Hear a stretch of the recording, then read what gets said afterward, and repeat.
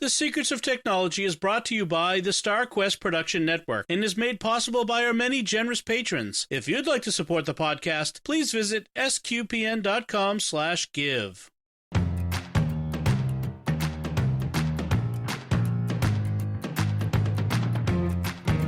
Hi, I'm Dom Bettinelli, and you're listening to The Secrets of Technology, where we discuss the technology news that's important to you from a uniquely Catholic point of view. Joining me today is Leo Devick. Hello, Leo. Hey, Dom. How you doing? I'm great, thanks. It's great to have you on the show. This is Leo's first time on Secrets of Tech with us. Leo, it actually seems a bit auspicious to have you join us at this time now that we have a Pope Leo. That must be fun, having a Pope with the same name. It is. It's funny. We'll be at Mass and we'll with the Eucharistic prayer and they'll say, Leo, our Pope. And I'm like, that's not me. That's a different Leo. So no, it's funny. Yeah, I remember I always watched the Papal Audience at work, which was cool. Yeah, May 8th. And it's kind of fun. I'm getting married on May 8th, too. So that's kind of a fun connection there as well. So, yeah. Fantastic. That's really cool. So, Leo, why don't you introduce yourself to the audience? Let them know just a little bit about yourself and your tech background. Yeah, so I'm a college student right now. I'm a senior of computer engineering. That's been really fun to study out here. We do kind of a ground-up sort of approach to technology. The dean of our school, very focused kind of on fundamentals over kind of the fine print. So we'll do a lot of stuff with C programming, we do a lot of Bash, a lot of Linux. I've done some cool low-level stuff, done embedded systems programming and assembly, as well as a little bit of I had a fun class with digital systems, learning how to build an 8-bit breadboard computer, which is pretty cool. Hope to talk about that later. And I actually get to help teach a class about that, too.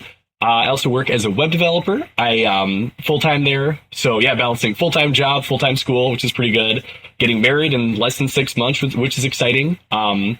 Yeah, play video games every so often with school, of course. That does hop on the back burner quite a bit. And, yeah, big fan of Linux development. I don't really work on anything with the kernel, but more just kind of FOSS in general, that sort of open computing principles. So cool. And where do you go to school? University of Mary, actually. So yeah, good Catholic university. If there are any parents on or any kids listening to, highly recommend. Very good place. And that's where? Bismarck, North Dakota. Bismarck, North Dakota. Okay, excellent. Just today, I finally figured out a mnemonic to remember the capitals of North Dakota and South Dakota, because I knew there were Pierre and Bismarck, but I could never keep them straight. And I'm like, oh wait, B is above P. I will never forget that now. Yeah. Awesome. Bismarck and yeah. That's excellent. Very good. So, welcome to the show. And so we can get right into today's topic, which is actually inspired by a listener on our Discord, was asking about privacy in cars. You know, what kind of information do our cars have about us? What kind of information are our cars collecting about us? And I thought that was a really good question. So, we did a little research, and we're going to cover that today. And a lot of this comes from what we're going to talk about comes out of a report from the Mozilla Foundation that they put out in 2023. It's a couple years old, but still really relevant. And bottom line, you're going to love this. Cars are officially the worst product for privacy. Their report basically said that they studied 25 car brands, and all 25 get a failing grade from them for privacy. I mean, that it's bad. So, because what they would normally say when they look at privacy for products is like, well, these products are bad for privacy, so let's look at ones that are good for privacy. There are no good options for privacy with cars, and a car is a pretty important thing. It's not, unless you live in a city and, with like a big metro area and you rely on public transportation, pretty much you need a car to get around in life. And so it's really concerning. Leo, what are you driving these days? Is it a new car or an older car? Yeah, so my fiance and I, my old car, so I used to drive a 2008 Dodge Nitro, which had barely a computer in it. That thing it bit the dust, a lot of big repair to get that fixed up, all sorts of horrible things. But now, yeah, we share her 2011 Nissan Altima, and I was definitely kind of startled to see on that top 25 list that Nissan was like for the second to worst of all the cars possible. So that definitely got my heart racing a little bit. No surprise that Tesla was the worst one though too. So that all the different bells and whistles you got in there. Right. But well, and one of the things that they dinged Tesla for that none of the others are is the AI aspect of it. That and because Tesla has the full self-driving and some of the other stuff, and because they've had some accidents related to that, they that's really where they get that extra ding on their record for that. Now you mentioned Nissan, they are really bad, and because so one of the problems here is they're actually all pretty opaque in what they actually collect. They say that they do collect, and then they tell you what kinds of things they collect, and they're very vague, and there's very little transparency, and that's a really big issue. Is let's start with what they could do. All the cars are now full of computers, and they're full of sensors, and so they're collecting data at the minimum about how you drive, how often you brake, how fast you go, how hard you brake, how fast you accelerate from a stoplight, lots of stuff like that. But then it goes a little beyond that, because some cars have cameras in them, like backup cameras, interior cameras, and microphones. They can like if you have an OnStar system, like a GM OnStar, they have microphones, and they can record conversations. They can record what you're doing in your car, whether you're eating, whether if you're talking to someone, if all kinds of stuff. And when you mention Nissan's privacy statement basically says we collect information, all kinds of information, including they say they can collect information about, I'll put it delicately, intimate activity. I'm not sure how. That's the part that kind of startled me. I was like, oh my gosh, that's not only is it a gross brief of privacy, but it's just gross. Like, yes, it is. And then on top of that, all the companies say they will sell that data. And they don't tell us who they will sell it to, but they data brokers, service providers, auto insurance companies. In fact, there's an article that'll be in the show notes that GM got sued by the state of Texas for selling information to auto insurers who were then using that information to raise rates on drivers, which, by the way, is a violation because they never got permission to collect that data. That's a big thing.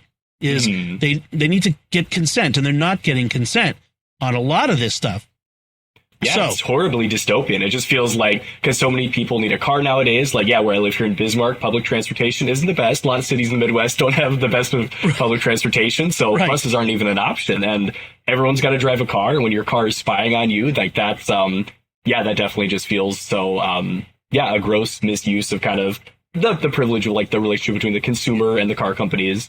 And then, they take your data and then giving it to all these different, like, advertisers, to the government on request. Like, that definitely, this is very interesting to read about too, and kind of research and gain awareness of what's going on, these things are being monitored, and I think ideas too about how to fight back and how to stand up too. But I do want to get to the things we can do. There's not a lot, but there are things we can do. But you actually mentioned something I want to highlight, which is 56% of the 25, so just over half, so I guess 13 of the 25 automakers say that they will share their information with the government or law enforcement in response to a request, not a court order, but just an informal request. If a police department calls them up and says, "Hey, can you give us information on this VIN number?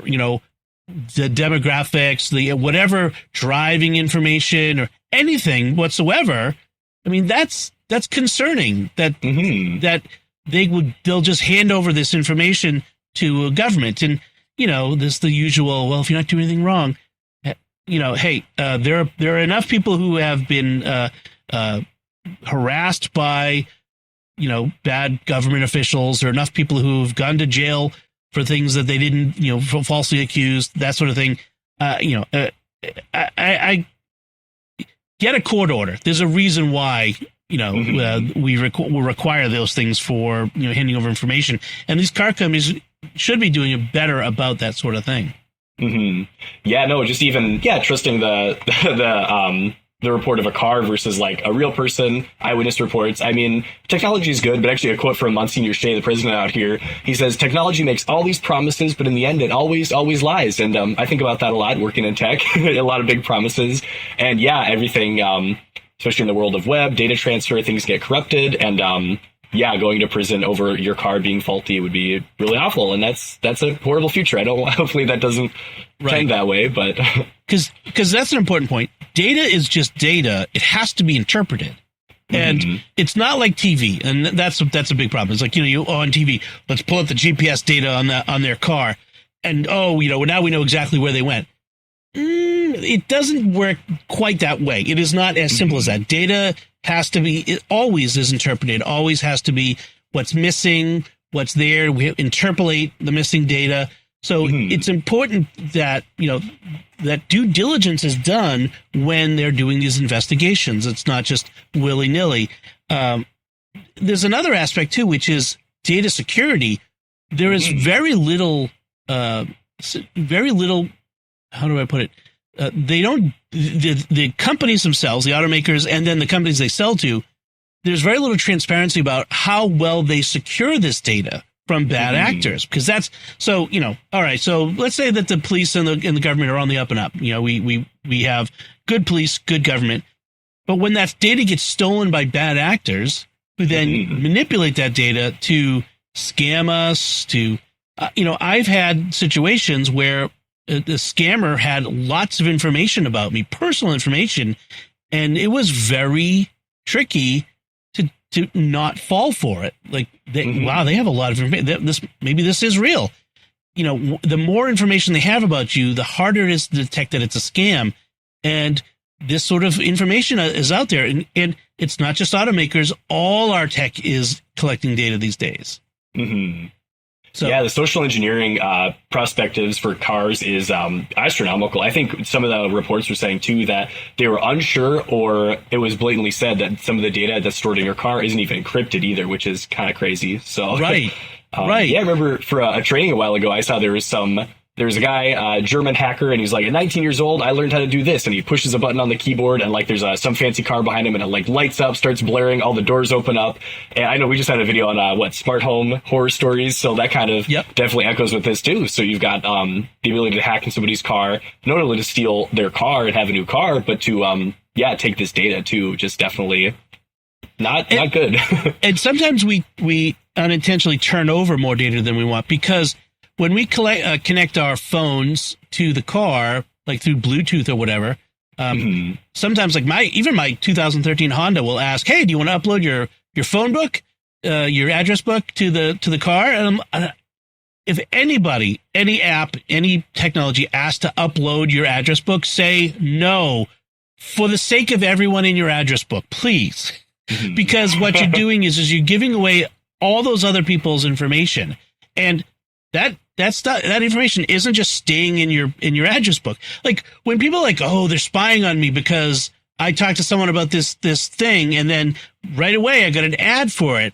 It's not, they don't have to like be listening to you directly necessarily, but we leak so much information in our address books. They see that we're together in the same place, that this person looked at something on their phone on this, and so they assume that you might be interested in that as well. And so those sorts of things happen. It's called inferences. And then they infer other information about you based on like, well, people who who own this kind of car and have this kind of behavior are generally this kind of person. And like, if you own a Honda Odyssey and you tend to drive in the afternoons every day back and forth to one location, to a school, you're probably a parent, that sort of thing. And so they infer lots of data about you. And again, it's much more sophisticated than that. We've talked about that quite a bit. The one that always stood out to me was the fact that Target could determine a woman was pregnant based on the sorts of things she bought that had nothing to do with pregnancy or being a woman. Like, oh, yep. Yeah, I remember hearing about that, I think. Yeah. Yeah. I mean, if you bought, just like an aggregate of stuff. It's just, and they didn't know why this stuff meant that you were pregnant. They just knew that when they looked at all the data, the odds are people who buy this set of stuff are pregnant, for whatever reason. And so they can infer so much from this. And so we connect our phones, and it made me think that GM recently has said, we're not going to put CarPlay and Android Auto in our cars because our customers, they want to have a native experience. They don't want to have to, go to another experience from another manufacturer, which is baloney. I have an iPhone. I want my iPhone interface. If I have an Android, I want my Android interface. Like that. That's so silly. But I wonder if the reason they want you to have to connect your phone to their system is so they can get access to your data on your phone. Oh, I bet. Yeah, I feel like if you, especially too, I'm sure you install the app and you look through like, oh, this wants access to your location. So you've got double location, maybe contacts. Music can tell a lot about a person too. All these different things that's what Nissan was saying too. I think in kind of the debrief, they're collecting all the different data pieces about you to kind of set up psychological profiles, I think too. They cited in the article, right. And that's a little definitely unsettling. A lot of this has been kind of pretty eye-opening to learn about, but also very scared next time I ride in a brand new car. So I encourage people to go to the links that we're going to put in the show notes and look at some of this stuff for yourself. There's a lot of information there. It does a pretty good job, and a lot of it from the Mozilla Foundation. But it'll open your eyes about a lot of stuff. Another thing that they bring up is the installing the manufacturer's app on your phone. Now, I know that Apple has some pretty strong controls on what apps are allowed to do. Like they can't turn on the microphone, or like they have to alert you that they're doing it. And I can imagine they will ask, and people will say yes for whatever reason. Well, they wouldn't ask if they didn't have a good reason, Please, this is Excel. I don't need to talk into Excel. Right. I had put the Honda app on my phone, but I'm thinking I don't need the Honda app. Like it doesn't do anything for me. I shouldn't have that on my phone. Like I guess if you're a Tesla owner, that's one of those. Okay, well if you have the Tesla app actually controls your car and so that sort of thing. But I'm not sure if I had to install a manufacturer's app on my phone, I think I would not give it many permissions at all. Just the very barest of permissions to lock it down. Because again, I don't trust these guys now. They're until they prove themselves to be trustworthy. I thought the TV manufacturers were sketchy.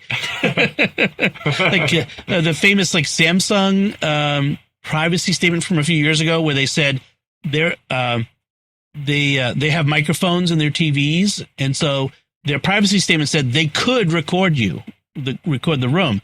Oh, that's so ominous. Right. Like, whoa, no, we record you just so that you can voice control the TV.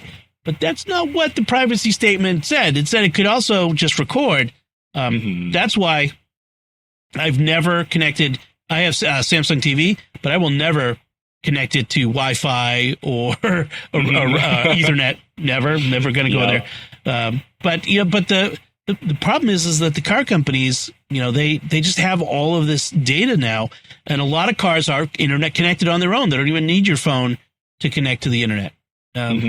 It kind of makes me want to keep driving my old car.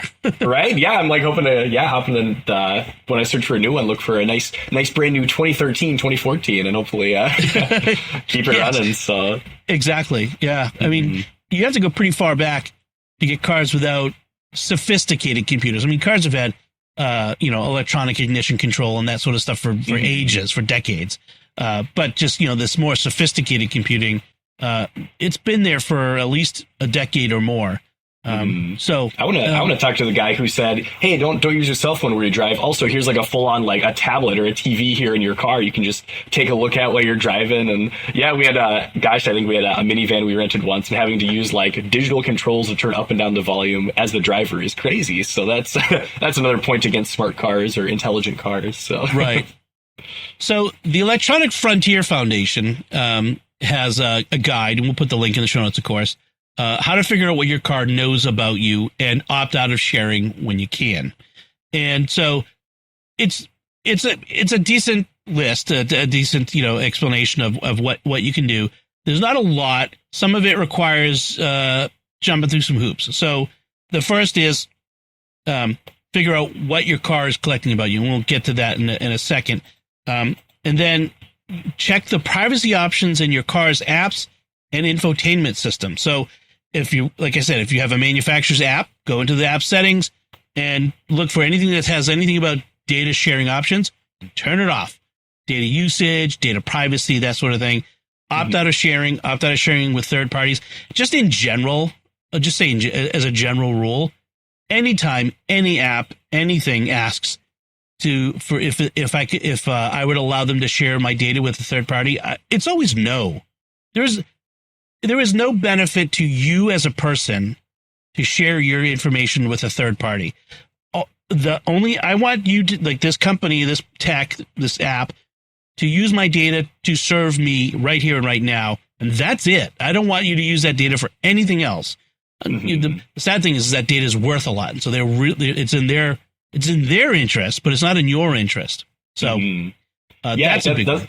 Yeah, that's kind of a bummer too, because I know there's some apps. I'm trying to think. I don't know if it was Cal Newport or a different. It might have been John Acuff who was talking about get off of applications where you are the product. Because with some apps you go on, like I'm thinking like Instagram, Facebook, that sort of thing. You are the product. Like your eyeballs are being sold to the advertisers, and knowing that like my car data, like every time we go to McDonald's, I'm going to get some more McDonald's ad and help them figure out how to sell more burgers. Like that. That definitely, just feels like too much overstepping of bounds. So yeah, I mean, think about it. Whenever I go to Dunkin' Donuts, I use the Dunkin' Donuts app, and I get those points because then I can get a free coffee.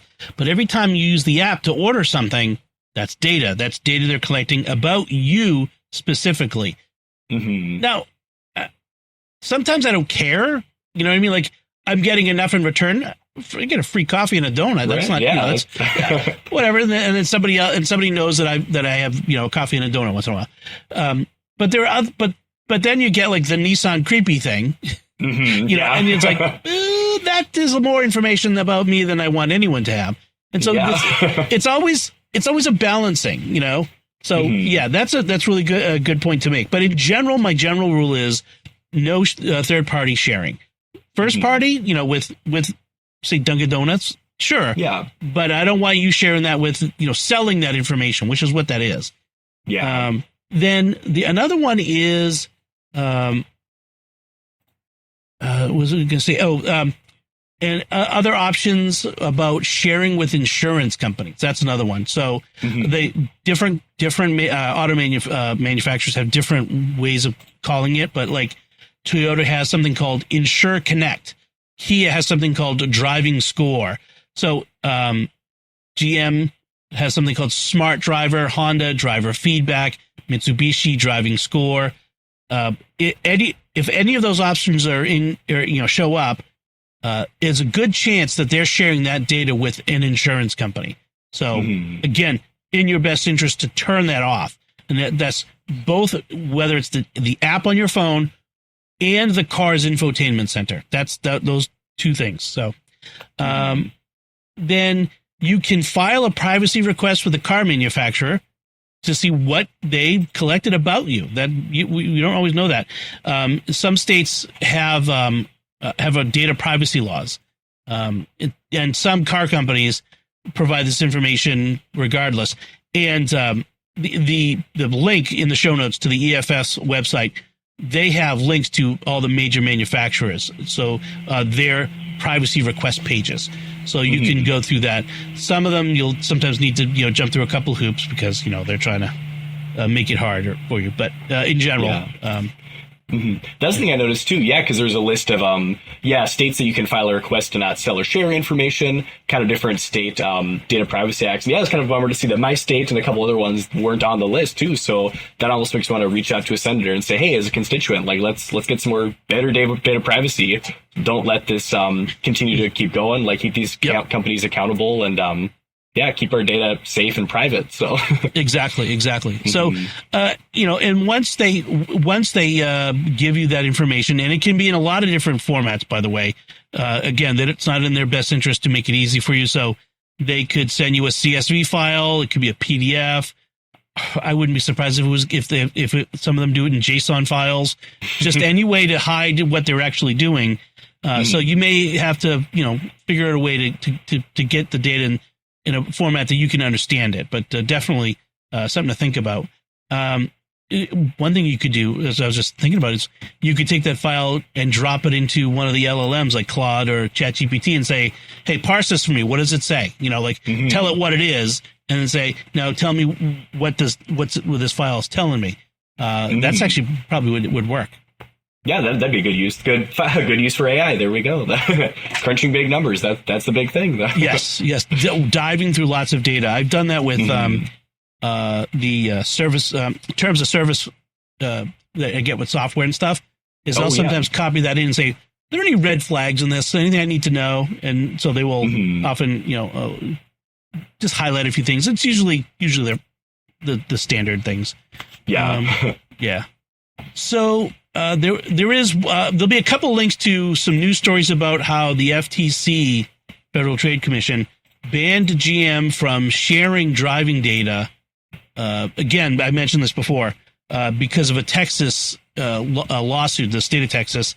They were selling driver data to insurance companies, which were then using that data to jack up people's rates and without the people's permission. And so the FTC settled with GM out of court, and they I don't know if it was out of court, but they settled with the government, and there were some restrictions put on GM about the collecting data and that sort of stuff. So that was good. I would like to see more of that, frankly. I know. Yeah, that's such a gross misuse of like the trust of the customer too, to be like, "Hey, here's your brand new Ford F-150," or I don't know my cars. I'll be honest. whatever GM makes, here's your new GM vehicle, and then you drive your shiny new car off the lot, and then your insurance is up by $30 a month or more, just because you hard braked once at a McDonald's. right. Yeah. I don't know why it's always McDonald's. That's my go-to. So for anyone listening out there, you accelerate too fast at stoplights, or that's the stuff that drives me crazy a little bit. So there's one other thing to do. I've been kind of hinting at it, because this is probably one of the best, the easiest things you can do right now is there's a website called privacy4cars.com, and their whole thing, and they have an associated website called vehicleprivacyreport.com. And Privacy for Cars is they actually provide services to both consumers and to businesses with fleets to talk about the privacy that is theirs, or the privacy that they're giving up, or the data that's collected about them. And for most of us, it's really us as consumers. And if you go to the vehicleprivacyreport.com, you can enter in the VIN number. Every car has an individual vehicle identification number. It's 17 digits. You can find it on your dashboard. If you look to the windshield, there'll be a little metal plate, and then it'll have a 17-digit number there. It'll be on your registration and some other place. Your I think I found mine is on my insurance. That's right. Yeah. On that. So you'll be various places, and you enter in your VIN number, and it'll give you a report on your car, what is known about it. And you said that you tried that out yourself, Leo. What'd you get on that? Yeah. So me and my fiance, our 2011 Nissan Altima is apparently a hard drive on wheels. So some of the things it collects identifiers and location somehow. But also it disclosed too that hard drive on wheels means that my car, so data is collected during it, but it's not really extracted until you take it to like the Nissan store, or maybe like the mechanics can take that out too. So there's no connection between me and the internet at all, which is good to know. But yeah, definitely, it shares data with affiliates, service providers, and the government, I suppose. What are the things it picks up on? It's silent about biometrics. That definitely was a little creepy to learn about. And then, I thought it was kind of funny. The in-car apps and services, it doesn't have Android Auto, CarPlay, Alexa, or in-car Wi-Fi, but it does have Sirius XM for the two people out there still on a Sirius XM. So if you got a 2011 Nissan, watch out for that. But no, this was cool. I definitely want to spread the word amongst my peers and let them know, like, check what your car knows about you. So do this little report here. Yeah, I just found my VIN number. I'm going to type it in right now. I'm not going to say it out loud as I'm typing it, because that would be probably a bad idea. Somebody can hack my car. I don't know. It's an older car. This is for what is this for? Which car is this? I have a 2013 Honda Civic, so I'm getting my report coming up now. What did it come up quick, or did it take some time for it to produce the report? I feel like it was pretty quick. Yeah, I just pushed the button. Yeah. Yep, there's your PDF. So yeah. All right, what do we got? It has Sirius XM. No in-car Wi-Fi. That's good. And yeah, rubbing it in the whole like you don't have Android Auto or Apple CarPlay. Yeah, I know. Yeah. I wish it did. But who insures your car? Our guess it was not right. I do not finance my car, though. We paid that off, thankfully. Yeah, it's similar to yours. This car is like a hard drive on wheels, which means it collects data, but it can't transmit the data until it's plugged into something, right? Because both of us have cars that are old enough that they don't have built-in internet connectivity, like most newer cars do. Oh, yeah, yeah. But it collects identifiers, location. I wonder if the location comes through connecting your phone to it. That's an interesting question. I wonder. Yeah, I guess I'm not sure how, because I feel like you probably could have like a little GPS, like onboard GPS locator on there, but I guess that would be a good question to know. But then, yeah, you'd think, I suppose, if it's hard drive on wheels, you got a GPS chip. If you lose your car, it gets stolen. That's not really going to be any help to you. So Right. Yeah. But it does say they share, Honda shares or sells to affiliates, which I'm not sure what that exactly means. I have to look that up on the Privacy for Cars website, what they mean by affiliates, service providers, insurance companies, and the government. Silent on whether the silent is they don't say whether they do or not sell to data brokers, whether they do collect biometrics. I'd be hard pressed to assume that they collect biometrics on cars as old as ours, because I'm not sure what biometrics they could collect. Right. Yeah. But it might surprise me. But in any case, it's well worth it to do this, and then to look through the Privacy for Cars website to what it means. That's really important. Is to it'll give you a report, but you want to get some information, and everything is clickable. You'll click on it, and it'll go, what do you mean by affiliates? It may share personal data with its affiliates, such as America Honda Finance Corporation, that sort of thing. So that's the sort of stuff that they tell you about in that report. So the state so to answer the listener's question, the state of privacy in cars is pretty bad. Yeah. I mean, there's no two bones about it. We have very little privacy, very very little transparency about it. And with all the auto tech related legislation that's thrown out there all the time, this is the one that I think would benefit consumers. Really, this is protecting our data, to protecting our privacy in a space that most people assume is pretty private. Now, people can see you in your car usually, but it's still a pretty private place, and that's not good. That people don't know that. Yeah, no, I've always had friends who are like, you have to go make a tough phone call or go call your doctor. Like, yeah, you're going to go out to your car, and that's a good place to do it. But I guess the bad news is now it's not anymore, or at least depending on the year of your car. It's good to, this figuring out what data your car is collecting on you with that link is really, really good. So definitely. You reminded me of something I remember during the pandemic. I remember reading about now that everyone's working from home, what are people who are like psychiatrists and psychologists and therapists doing? Oh, I go out in my car when I need to call my patients. It's like, that's not good. I mean, I'm sure they weren't thinking about that the auto manufacturer might be listening to the conversations. That should be concern. Again, that should be concerning. And people like lawyers and people in the medical profession and those who have a obligation to safeguard data should think about that. People who work in government, people who work in the military. That's important. Again, yet another reason why this should be a bigger deal for people. All right. Yeah, just kind of, definitely. It's despicable just the way that big tech seeks to just abuse its power as kind of being so ingrained in our lives is kind of the seizure of data. Actually, I found a quote from the United States Conference of Catholic Bishops saying that all human beings are ends to be served by institutions that make up the economy, not means to be exploited for narrowly defined goals. And I'd say, yeah, taking your data from your car to be used by advertisers, by insurance companies, by the government, that definitely goes against respect for persons and Catholic social teachings. It's kind of, that definitely irks me. And yeah, definitely want to make some moves, get the word out.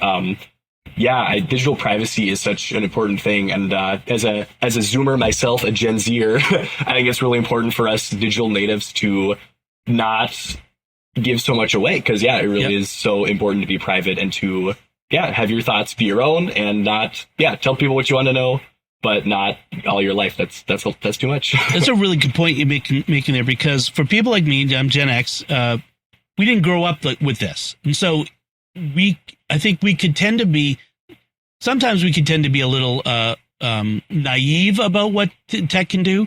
But even for those of us who are pretty savvy about tech, we are on guard because it's new.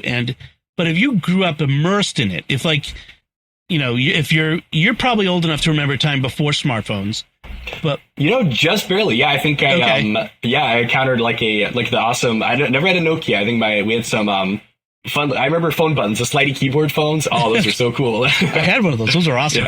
Yeah. But my kids are young enough that they don't know a time before an iPhone, before like a slab of glass computer that everyone carried around, and so it can be easy to forget and to not be wary of this tech that is everywhere. And I think it's especially important for Zoomers and the younger generations to be made aware and to be cautious, especially as this stuff accelerates. As AI is only going to make this problem exponentially worse. Exactly. Because the AI data mining is going to be able to put things together even better than they were before. Exactly. I know the processing power because you have so much data flowing in, and now you've got these models that can go through it so quick and make these inferences even faster. Like, I saw a really good video. It was by Tom Scott. Is from probably 10 years ago. I think it's called Privacy is Dead, Now What? I don't know if you watched that one at all. But yeah, I think the big idea was just changes in technology are both technological changes. Like, you've got AI, all these things shaking it up, but then you also have the social change too of people relying on AIs now for the companions or knowledge or like a smarter Google, and just kind of it's definitely more of a dystopian take in his video, but really good points about technology and safeguarding privacy and making sure it stays important and not some because one of the things he was talking about is teenagers will be like, oh yeah, digital privacy, I think my grandpa talked about that, and that's very. So I think the number one thing that listeners can do is to keep this conversation going, to tell people about it, tell people about this, or the Mozilla report or whatever. We need to get people talking about this sort of thing, because if it doesn't get talked about, then nothing's going to happen with it. But if people are going to be talking about it, make us think about it. File those requests of your auto manufacturers, do all that stuff, and talk to your legislators. And ask them, what are you doing about my privacy? Because we're at risk here. We need to have our privacy. Do more of that. And I think that's the best thing that we can all do. All right. Oh, yep. Absolutely agree. Yeah. Yeah. All right. So I think we'll move on from here. Before we do, I want to take a moment to thank our patrons who make it possible for us to create the Secrets of Technology, including Ruben B., Kevin H., Ryan N., Stephanie G., and Luke D. Their generous donations at sqpn.com/give make it possible for us to continue the Secrets of Technology and all the shows at StarQuest. And you can join them by visiting sqpn.com/give. All right, we have a couple headlines I want to talk about. The first one was very interesting to me. It's been a big deal in recent years about the right to repair. A lot of our technology has gotten to the point where you can't just tear it apart and fix it yourself easily. Unless I've seen some YouTube videos of guys fixing stuff, like doing surface board, contact solder, like just crazy. But for most of us, we really can't repair things on our own. And we end up either paying huge bucks to send it back to manufacturers or to buy a replacement and throw the old thing away. And that's no good for most people. So right to repair has become a big deal. The savior for most people on this might actually turn out to be the military. There is a reform that's being pushed in Congress to give troops more control over the right to repair their own gear. So in the fiscal year 2026 National Defense Authorization Act, which is the bill that funds the military every year, it would give the Pentagon authority to let troops and maintainers perform approved repairs using manuals, tools, and digital parts libraries that today are often locked behind manufacturer agreements. So, for instance, your Black Hawk goes down. There's a part that needs to be replaced.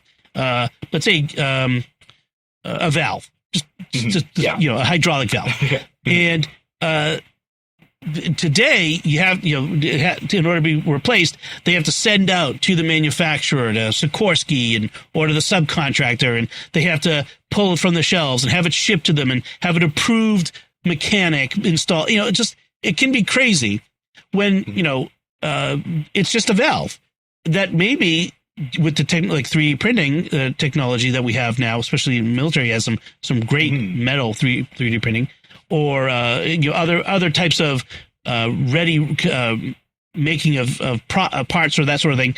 They could produce it there and do the repair themselves. So they have a manual there, open the manual, look at the manual, and make the repair, and saves time and money, and improves military readiness, and so on and so forth.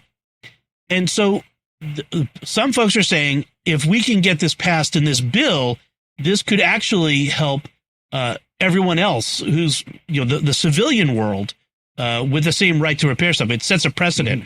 What did you think of this, Leo, and the whole right to repair movement? Yeah, I shouldn't have been surprised when I learned that the parts of the military you have to outsource through all these different levels of red tape. I should have been like, oh, yep, that makes sense. That's on brand for government stuff. But it makes sense. Definitely bring it back to kind of more local repairs. So you could have like technicians on base or kind of on the front lines could repair stuff on demand when you need it. And if this is the vehicle that gets right to repair to go through, that would be awesome too. I definitely am a big supporter of right to repair. I feel like it just, the right to own something and to fix it yourself. Not only does it feel good to like fix something that's broken, but just, it just reduces so much digital waste, or I guess depending on what you're repairing. But, being able to find a new use for technology and repair it, fix it up, and then resell it to all these different doors would be opened if right to repair was a lot friendlier too. It's actually, we have a couple of old laptops. My dad used to work in the church, so we'd have a lot of old church laptops, and I'd bring some of those back and throw like Linux on there. You throw Ubuntu on there, and it runs better than it did with Windows, and you've got a whole new laptop. Somebody could use that for school. You could give that to someone in need. Right to repair, super awesome. Definitely think this is a good move going forward. Yeah. I love the idea that we make our military more efficient and less dependent on long supply chains, because in wartime, we can't rely on that. We got to ship, we're in the middle of a battle in Afghanistan and we're shipping parts from, Wichita. It's like, no, like we need this stuff here. We need our guys to take care of it. I know people in the military, I have family members in the military, and they talk about how, the amount of downtime for complex mechanical equipment is remarkably high. If they have 50 vehicles, of the complex kind, whether it's armored vehicles or aircraft or whatever, 20 at any one point, 25 of them may be in various states of repair because of the complexity and the inability to do the repairs themselves and this sort of thing. And these are already incredibly complex machines, that they build.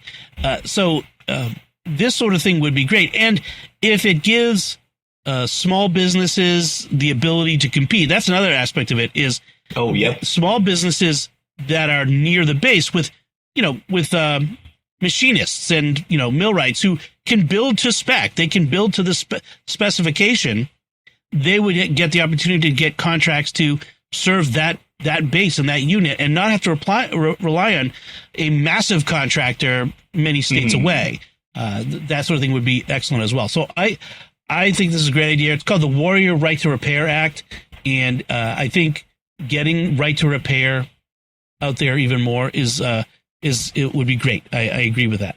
Mm-hmm. So our other headline is about YouTube, and the YouTube has announced. So YouTube already restricts certain kinds of videos containing graphic violence. Mm-hmm. Especially, not just real graphic violence, so that stuff they block, but dramatic, like TV shows, movies. They age restrict it, and now they're going to age restrict more content containing video game scenes of certain kinds of graphic violence. So starting November 17th, they'll prevent accounts for people under 18, so anyone with a child account, basically. Mm-hmm. And signed out users. So you can't get around it by signing out of your account and go to the public library and you're like, all right, time for GTA 4 clips. Right. So they won't be able to watch videos with games focused on showing, quote, realistic human characters involved in scenes of, quote, mass violence against non-combatants or torture and other things that look like a real human, that sort of stuff. So I guess this is probably aimed at people doing game streaming or just posting video game footage. Yeah, I'm trying to think of who would be mainly affected by this, because I think, what does it say? It talks about, it doesn't clarify if it applies to violence in games like Grand Theft Auto or Call of Duty or other different scenes. So I'm not, it's curious to know, because I feel like live streaming, being able to censor it live would take a lot of compute. Yeah. But then, of course, when you upload a video, I think it goes through a bunch of filters will kind of look through it. So that makes more sense where they put it. But I think anything that prevents kids from seeing things that strip their innocence is better. Mm-hmm. Yeah.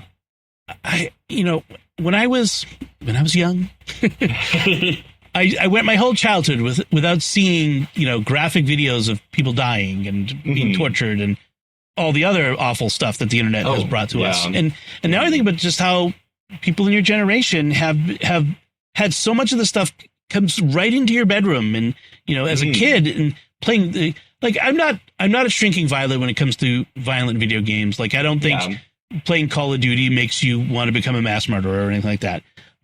But I think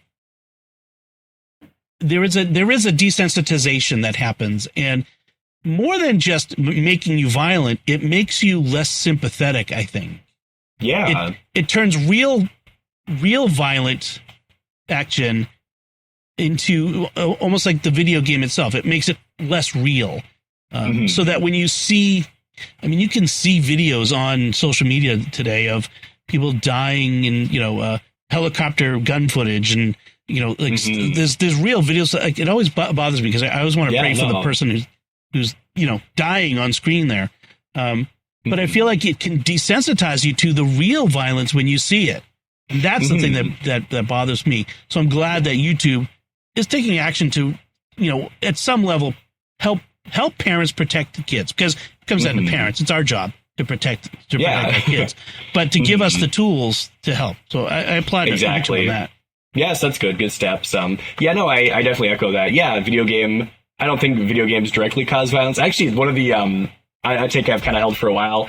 It's kind of interesting for games like RPGs, like in Skyrim, you've got like the good option and the bad option. I always thought intentionally playing the bad option just seems like a strange way to go, I guess. For Dark Brotherhood fans out there, I'm sorry about this, but yeah, I just think that is an interesting route to go down, like practicing immorality in the context of a game. It does kind of, I don't know, definitely have negative feelings on that, but yeah, I'm glad YouTube is stepping up to at least get a little bit of violence out there.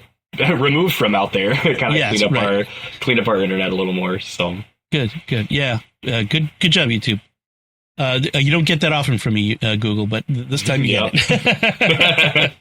All right, so those are our headlines. Now it's time for our picks of the week. Leo, let's get started with your very first pick of the week. What are you going to pick? All right, so this is kind of a fun pick. I got this from my buddy John a couple months ago. It's called i3, and it's a tiling window manager for Linux. So at my engineering school here at UMary, we're assigned little engineering laptops that are pretty good. They've got a pretty small screen size, and we'll be doing development projects for like embedded systems, or we did like a C class a while ago. You need to have like a tab open for documentation, your IDE, couple different things you got going on here. And i3 will actually like really elegantly split the screen real estate kind of amongst all these different tasks. You can have like one half of your screen is dedicated to like your Vim, and the other half is Google Chrome, and in there you're like looking up pointers. How do I do pointers? So it's pretty cool. Definitely my favorite windowing environment. And the other cool thing too is there's no mouse required. So you're kind of sitting there.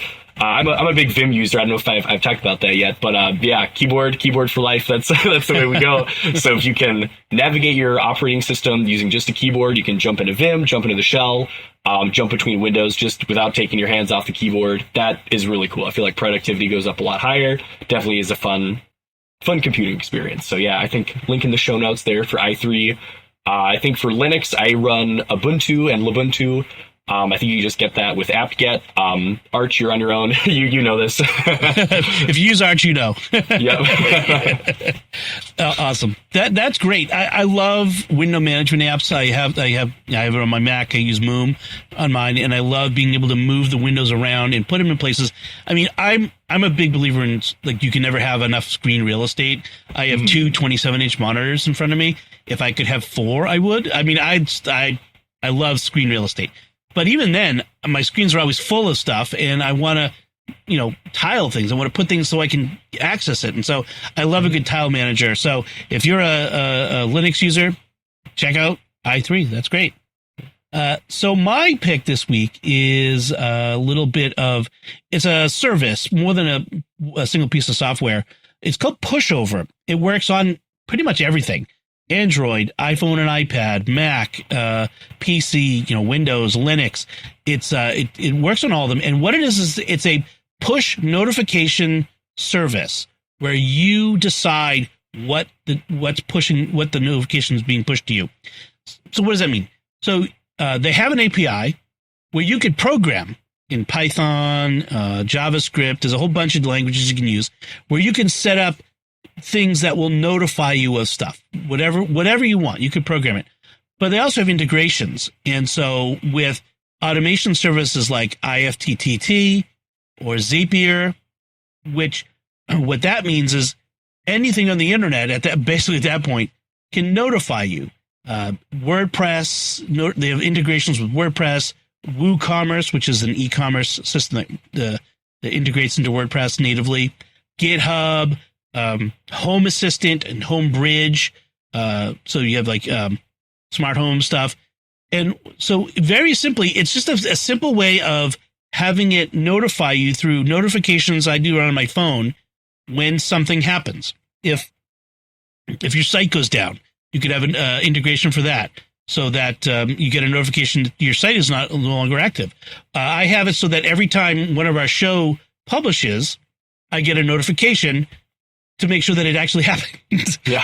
There are times when it didn't go. Like, oh, it's time for it to go. Where is it? I got to go online and find out why something broke.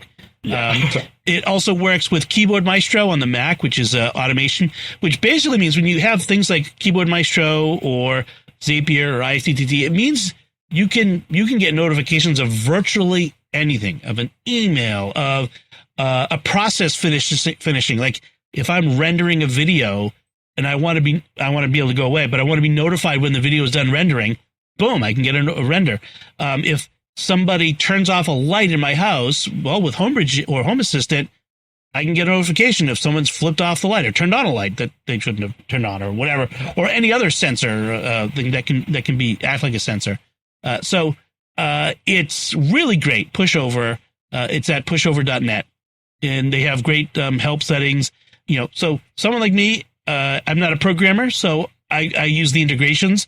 But for someone who is a programmer, they have the API and with all the documentation, so you could do some custom stuff there. So check it out. I think they're doing a great job. And again, it's on everything. So no matter what you're using, Pushover can work for you. So. Wow, that sounds slick. Yeah, I know I've been setting up my home lab server. I've got a nice Ubuntu tower right here next to me. So yeah, I think I can definitely see that being super useful for different status notifications. Extendable API sounds really cool too. I definitely want to dig into that a little bit. So it was something I was looking for, and I've had different notification things in the past that have gone away, but this one seemed the one that was most useful for this sort of thing. I might actually start using it for a few other things that I'm just thinking, because with Zapier, I can get it to integrate with Airtable. And Airtable is a database that has all of our, I use it as basically it's our central, for SQPN, our central database of all of our shows and sponsors and hosts and panelists, and it's got all that stuff in it. And there's it can integrate with, in fact, I use it to help push notifications out to different places. So right now, like when a show goes live, it pushes from Airtable a post onto our Discord automatically, which doesn't always happen the way it's supposed to, because the Airtable's built-in checking doesn't always work the way it should. But maybe I could use pushover for some of that.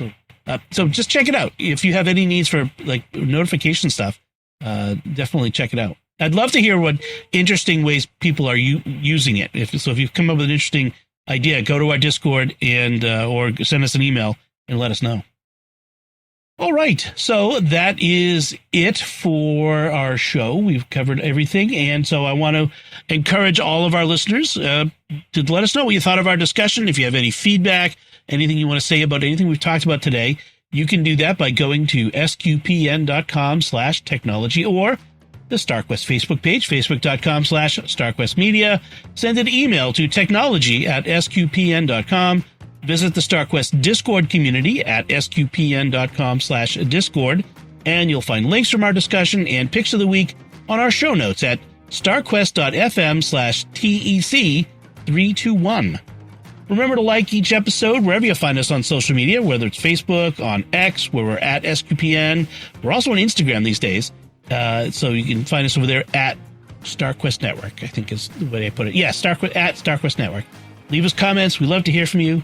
And so until next time, Leo Devick, thank you for joining me and sharing the secrets of technology. Thanks for having me, Dom. And once again, I'm Dom Bettinelli. Thank you for listening to the Secrets of Technology on StarQuest.